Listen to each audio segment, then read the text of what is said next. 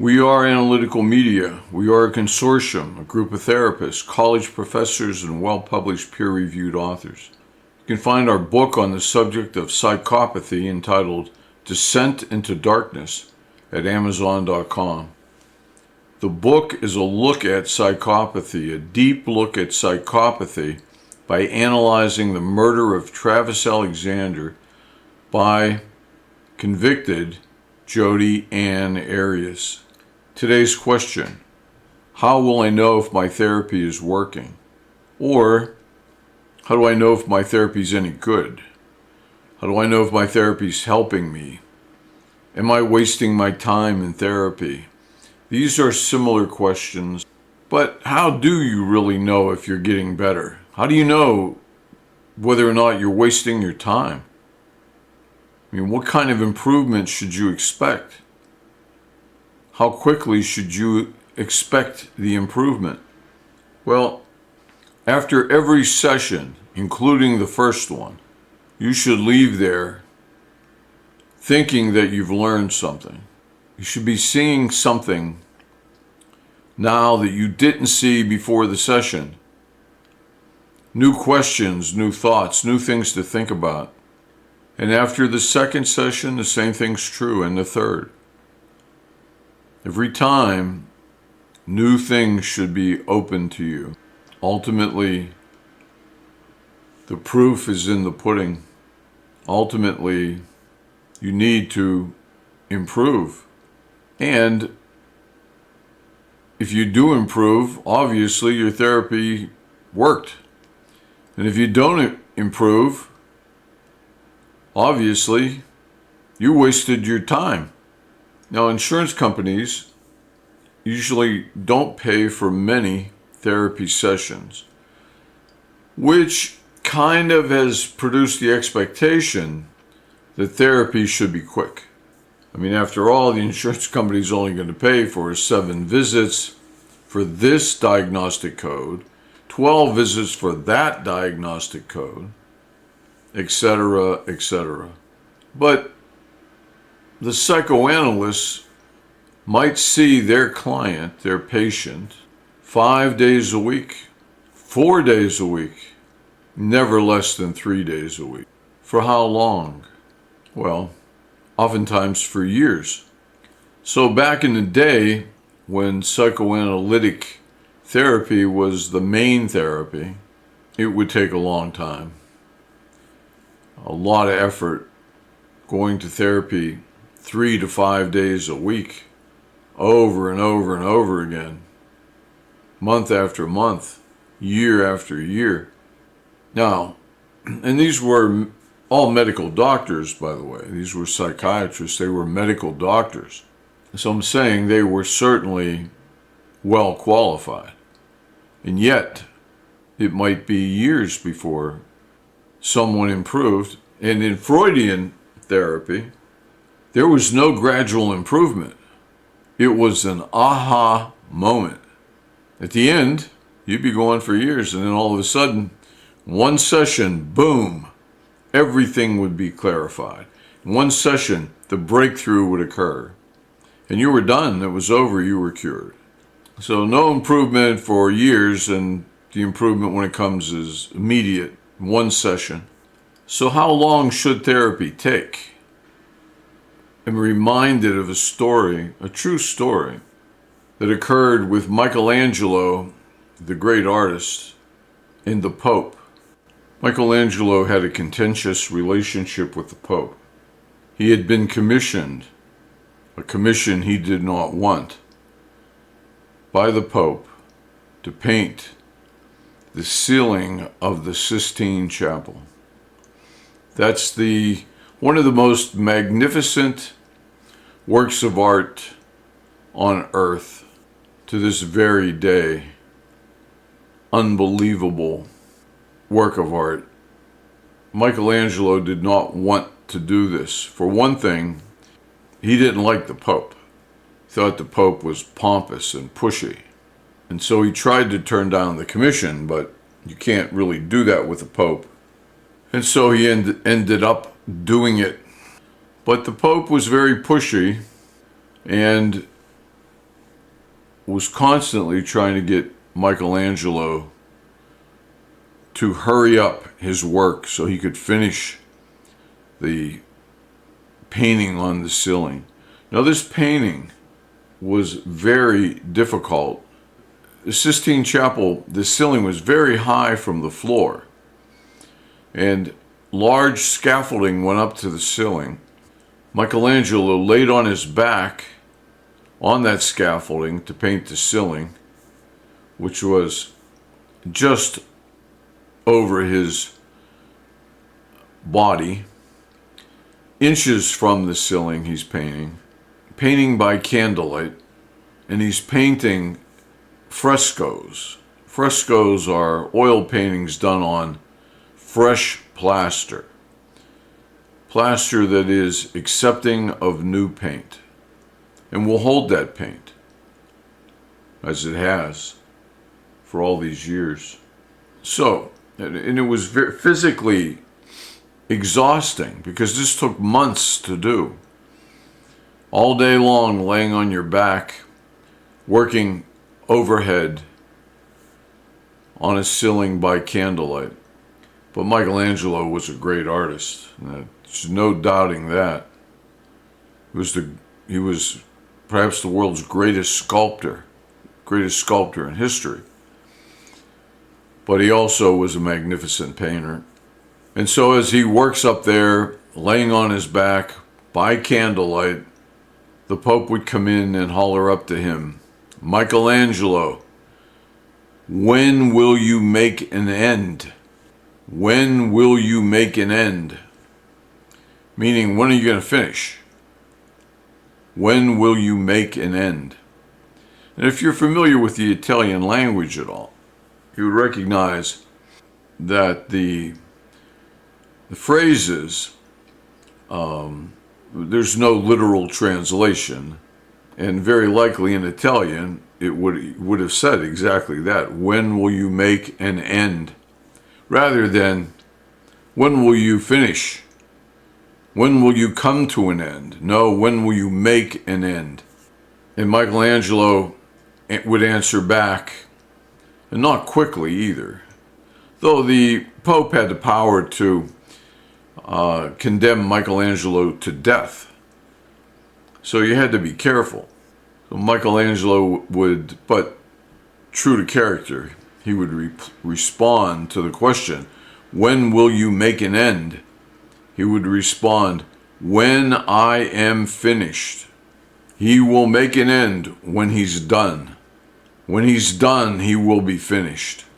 He'll be finished when he himself says this is good enough, and not before then. And that's an important point. So, how does it pertain to mental health therapy? It will take as long as it takes. It's impossible. Someone said, when will I be done with therapy? The answer would be, when you're done. You'll be done when you're done. You'll be done when you're cured. You'll be done at that point. So, the difference with good therapy, if you've picked a good therapist, and you can look at our video on how to pick a therapist. If you've picked a good therapist, you don't have to wait until the last day of therapy to be cured or to be improved. You should improve every therapy session. Something different, ground gained. Should have more to think about, constantly more and more to think about. After the first session, new things, new thoughts. After the second session, new thoughts, new ways to look at the old thoughts, new things. There is a constant improvement. And by the time you're half done, you will be half improved. You don't have to wait. No improvement and then, aha, voila, cured. No, it doesn't work that way. Obviously, most insurance companies insurance plans from the various companies will not pay for that therapy. They might pay for 12 visits in a year, 20 visits in a year, but they're not going to pay for weekly visits, week after week, month after month, year after year. It's not likely. It's usually not the case. Could it be the case somewhere, sometime, somewhere? Yes, it could be, I'm sure. But it isn't most of the time. So once again, it's the wealthy who have access to good treatment. Some critics of the mental health system say that it's bad, that the American mental health system stinks. It's bad. And when they ask me if that's true, I say it's only true for people who aren't wealthy. Wealthy people have a hell of a system. Addiction centers, rehab centers. Magnificent if you can pay $5,000 a week, $10,000 a week. Magnificent. So, people that can't afford therapy don't get it. You may remember from a previous video, I said that I believed that because it's the belief of all the therapists here at Analytical Media, that everyone would get therapy, and probably for years and years and years. Just like you go to the gym to work on your body, you go to your therapist to work on your mind. The most people, if therapy were free, would get it and get it for a long time. It's expensive, and insurance isn't usually good enough. So, putting all those things together, the length of treatment that's available to you through your insurance, the amount of money you can pay, the extra money you have to pay for therapy, you have to take that into consideration. And if you've picked a good therapist, you should be improving week by week. The old saying, the proof is in the pudding, is quite true. If you've been in therapy for a while, you should be substantially better. Now, how do we know when you're cured? Well, the truth is there is no cure, no cured point. You've improved, and you may be content with that improvement, or you may not be content with it. You may say, it's good, I like it, it worked. I want to go on. I want to keep working on my life. And the therapist agrees with you and keeps working with you and keeps working with you. In the last 50 years, things have changed dramatically. 50 years ago, no streaming music, no computers, no internet, no cell phones. Payphones everywhere. It's all over. That's done. It's gone. And 50 years ago, mental illness was a different thing. We had state hospitals everywhere, all over the state. And people were committed, oftentimes for long lengths of time. Some people never left. Then they were all closed. We didn't need them anymore. No, we still needed what we needed. Nothing changed. Everyone wasn't cured. But it was expensive. And so now, rather than commit people, they were simply released onto the streets. And thus, the homeless issue. It all happened in 50 years now. Now we have a great homeless problem. We have mental illness, mentally ill people living on streets all over that 50-year period of time. But 50 years ago, if you were delusional walking around on the streets, you would be protected and cared for at a state mental hospital. You'd be fed, you'd be kept warm. And when your delusions were over, you would be released. But everything's changed now. Now we have cell phones, and now we have different types of therapy, or sort of therapy. We have life coaches. Didn't have those 50 years ago. Would never have flown. The concept would have been grounded. No life coaches. Today we have them, which has to do with improving, not curing, improving. That we're not taking a person who's broken in area A, fixing area A, it's fixed, they're cured, they're done. Today, therapies are like going to the gym. It's about improvement. Work on that body, work on that mind, get better and better. How far can you go improving that body? How far can you go improving your mind? How far can you go functioning better and better and better?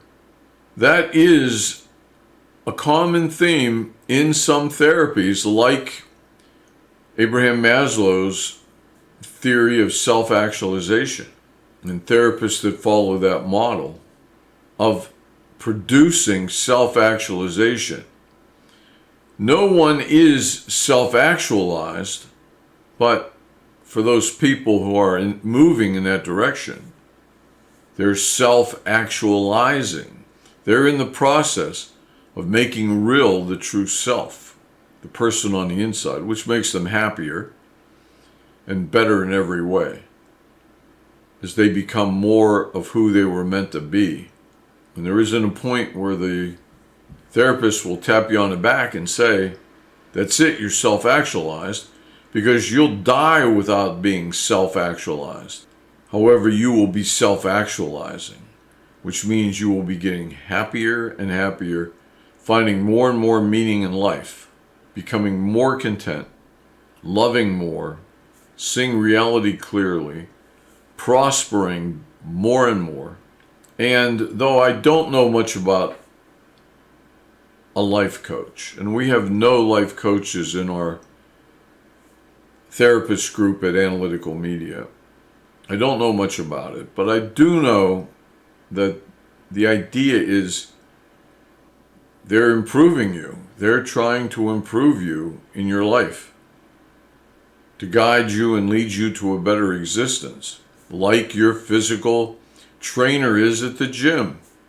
And that, though it would not have been accepted, that concept 50 years ago, certainly it would have been verboten 75 years ago.